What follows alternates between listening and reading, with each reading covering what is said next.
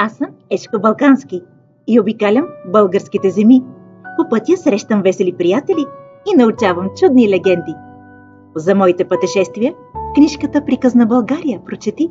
Изпълнени са със забавни истории, факти и игри.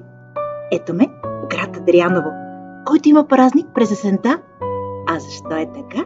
Ще научиш от една легенда. Легендата за Дряновото дръвче. Някога отдавна, преди много лета, настанала студена и люта зима. Тя покривала всичко с лед и снегове и всички се изпокрили в своите домове. Животните треперили от студ и глад, растенията не цъфтяли, затрупани с сняг. Нито едно цвете или трева не можело да пребори снежната преспа. Дрянът, който е малко дръвче, а някои дори наричат храстче, смело събрало сили и срещу зимата решил да се изправи. С помощта на няколко слънчеви лъчи той успял да разцъфти. Всички животни излезли от своите домове, бързайки да похапнат от неговите цветове.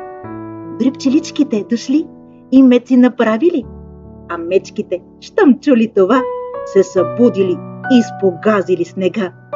Така зимата била победена, но преди да си тръгне, Дрянът проклела да няма той никакви плодове, докато е топло и слънцето грее.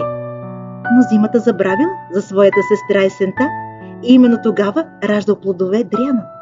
Дръвчето, което първо на пролет цъфти и до последно на есен с плодовете си животните храни.